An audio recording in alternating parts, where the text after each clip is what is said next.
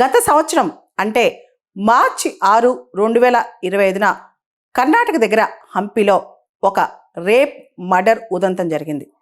దీనిలో ఎవరైతే ఫారెన్ టూరిస్టులు ఉన్నారో వాళ్ళని రేప్ చేస్తూ వాళ్ళకి సంబంధించిన మగవాళ్ళని మర్డర్ కూడా చేశారు. ఇప్పుడు కర్ణాటకలోని Gangavathi court, district and sessions court ఈ రేప్ అండ్ మర్డర్ కేసెస్ని రేరెస్ట్ ఆఫ్ రేర్ కేసెస్ కింద పరిగణిస్తూ ఎవరైతే దానికి పాల్పడ్డారో ఆ ముగ్గురికి కూడా ఉరిశిక్ష విధించింది. అసలు ఈ కర్ణాటక హంపీ ప్రాంతానికి చెందిన ఈ టూరిస్టులకు సంబంధించిన రేప్ అండ్ మర్డర్ కేసు ఏంటో ఒకసారి చూద్దాం.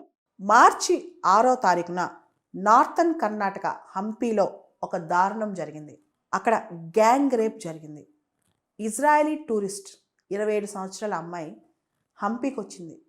హంపీ దగ్గర ఈవినింగ్ అక్కడ బయట ఒక లేక్ దగ్గర ఉంటే ఆ అమ్మాయితో పాటు ఉన్న వాళ్ళని అటాక్ చేశారు, కాజేశారు, దొంగతనం చేశారు. ఆ అమ్మాయిని గ్యాంగ్ రేప్ చేశారు. ఆ అమ్మాయితో పాటు ఇంకొక హోమ్ ఓనర్ ఎవరైతే ఉందో అక్కడ హోమ్ స్టే ఓనర్ ఆ అమ్మాయిని కూడా రేప్ చేశారు. ఫారిన్ టూరిస్టులు భారతదేశంలో 2023 మినిస్ట్రీ ఆఫ్ టూరిజం ప్రకారం 18.8 మిలియన్, దాదాపు 2 కోట్ల మంది ఫారిన్ టూరిస్టులు భారతదేశానికి వస్తూ ఉంటారు. వాళ్ళకి యునెస్కో వరల్డ్ హెరిటేజ్ సైట్లు, మన దేశంలో ఉన్న శిల్పకళ అంటే చాలా చాలా ఇష్టం. ముఖ్యంగా మహాబలిపురం కావచ్చు, లేకపోతే పాండిచేరి కావచ్చు, కర్ణాటకలో హంపి కావచ్చు, మహారాష్ట్రలో అజంతా ఎల్లోరా కావచ్చు, చాలామంది ఫారిన్ టూరిస్టులు అట్రాక్ట్ అవుతారు. ఇండియా కోసం ప్రత్యేకంగా వాళ్ళు వస్తారనమాట.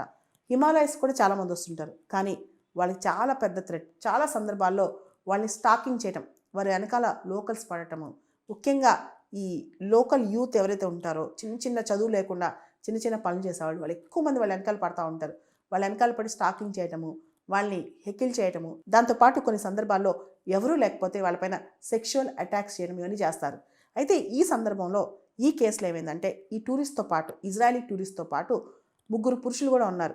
ఒరిస్సా నుంచి, మహారాష్ట్ర నుంచి, అమెరికా నుంచి వాళ్ళు కూడా ఈవిడ పక్కన ఉన్నారు. అంతేకాదు ఈ టూరిస్టులు హంపీకి 4 కిలోమీటర్ల దూరంలో ఉన్న సనాపురా లేక్ దగ్గర రాత్రిపూట నక్షత్రాలు చూస్తూ మ్యూజిక్ వింటూ డిన్నర్ చేస్తున్నారంట.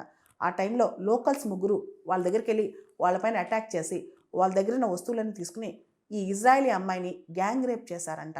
దీనిలో భాగంగా ఎవరైతే అడ్డుకున్నారో పక్కనున్న 3 అబ్బాయిలు, ఇతర టూరిస్టులు వాళ్ళని పక్కనున్న కెనాల్లోకి తోసేశారు. దానిలో ఒక అబ్బాయి చనిపోయాడంట కూడా.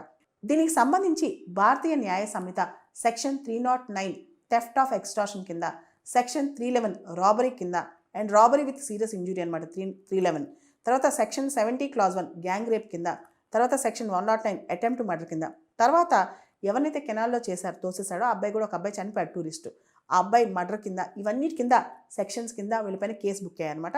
ఈ 3 దొరికారు కూడా. అయితే హంపి చాలా గొప్ప పర్యాటక ప్రాంతం, యునెస్కో వరల్డ్ హెరిటేజ్ సైట్ కూడా.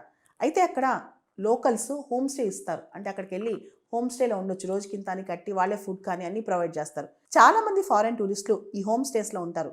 అంటే వాళ్ళకి చాలా హోమ్లీ ఫీలింగ్ కూడా అక్కడ కలుగుద్ది. కానీ ఈ హోమ్ స్టేస్ మీద ఎటువంటి రెగ్యులేషన్స్ లేవన్నమాట. కానీ ఈ కేసులో, ఈ ఇజ్రాయలీ టూరిస్ట్ రేప్ కేసులో ఇజ్రాయలీ టూరిస్ట్నే కాదు, వీళ్ళతో పాటు ఉన్న ఆ హోమ్ స్టే ఓనర్ని కూడా రేప్ చేశారంట. భారతదేశంలో ఫారెన్ టూరిస్టుల మీద అటాక్స్, రేప్స్ బాగా పెరిగిపోతున్నాయి. 2024లో జార్ఖండ్లో స్పానిష్ టూరిస్ట్ అమ్మాయి, స్పానిష్ బైకర్ అనమాట, తన భర్తతో వచ్చింది ఇండియాలో అడ్వెంచర్ చేయడానికి. అమ్మాయిని 7 జార్ఖండ్లో రేప్ చేశారు. తన భర్త ఎదురుగానే 7 రేప్ చేశారు. ఇది చాలా దారుణమైన విషయం అనమాట. అంతకుముందు గోవాలో ఫారెన్ టూరిస్ట్ని రేప్ చేశారు. తర్వాత ఒక అమ్మాయి కంప్లైంట్ ఇచ్చింది, ఢిల్లీలో హోటల్లో తను రేప్ చేశారని. సో ఇట్లా చిన్న వర్క్ చేసేవాళ్ళు హోటల్స్లో, ఇదంతా ఫారెన్ టూరిస్టులు భారతదేశానికి వచ్చినప్పుడు వాళ్ళపైన ఇలా అఘాయిత్యాలు చేస్తే ఇండియా ఇమేజ్ కూడా పోద్దనమాట. కాబట్టి ఎవరైతే లోకల్స్ ఉంటారో వాళ్ళపైన కఠినమైన చర్యలు తీసుకోవాలి. ఇలాంటి పనులు చేసినప్పుడు ఒకళ్ళపైన చర్యలు తీసుకుంటే ఇలాంటి రిపీట్ కాకుండా ఉంటాయన్నమాట.